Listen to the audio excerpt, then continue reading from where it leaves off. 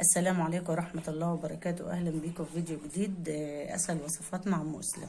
احنا النهاردة هنخزن الفراولة عشان رمضان، كل سنة وانتم طيبين. احنا دلوقتي جبنا الفراولة هيت، ما غسلناهاش ولا عملنا فيها أي حاجة. احنا الأول هنمسك الفراولة، هنقطع الحتة الخضرا ديت،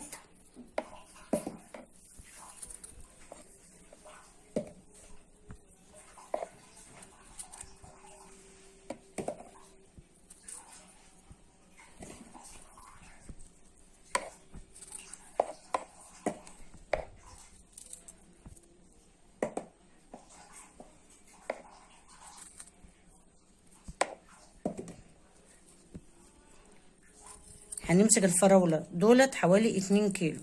هنمسك الفراولة كلها هنعملها بالطريقة دي، كل الفراولة هنعملها بالطريقة دي، وهرجع لكم اوريكم هنعمل ايه.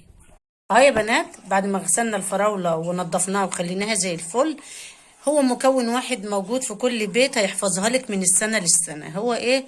السكر. اهو انت هتحطي عليها سكر،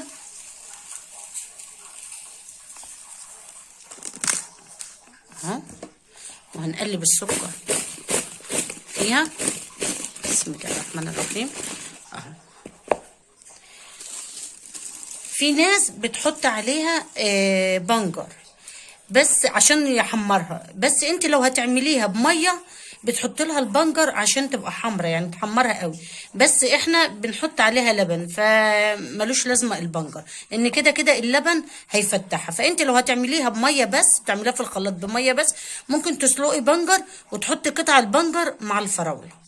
ماشي. هنعبيها بقى في اكياس، هنعمل كل كيس على قد شفشق الخلاط. اهو بسم الله الرحمن الرحيم.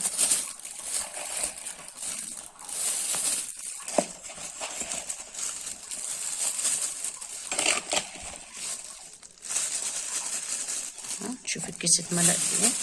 لا نحط كمان حبه. السكر مهم قوي انك تحطيه على، بيحفظها من السنه للسنه.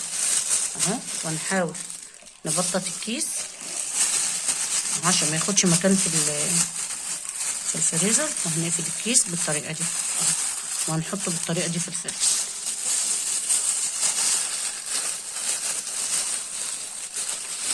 اعمل معاكم واحد كمان وعبي الباقي عشان ما اطولش عليكم الفيديو.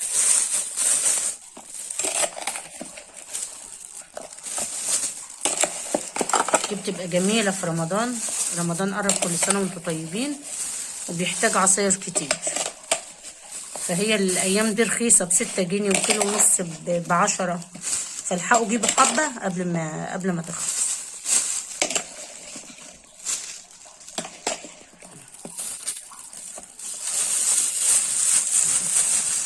هعبي الباقي وارجع لكم.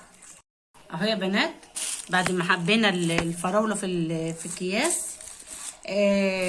حطيها على نفس الوضع كده في الفريزر عشان ما تاخدش منك مكان. حطيها فوق بعض في درج الفريزر، مش هتاخد منك مكان. ودي طريقه سهله لتخزين الفراوله. ولو الفيديو عجبكم يا ريت تشتركوا في القناه اسهل وصفات مع ام اسلام، وتعملوا لايك وتفعلوا الجرس. واشوفكم في فيديو جديد. مع السلامه.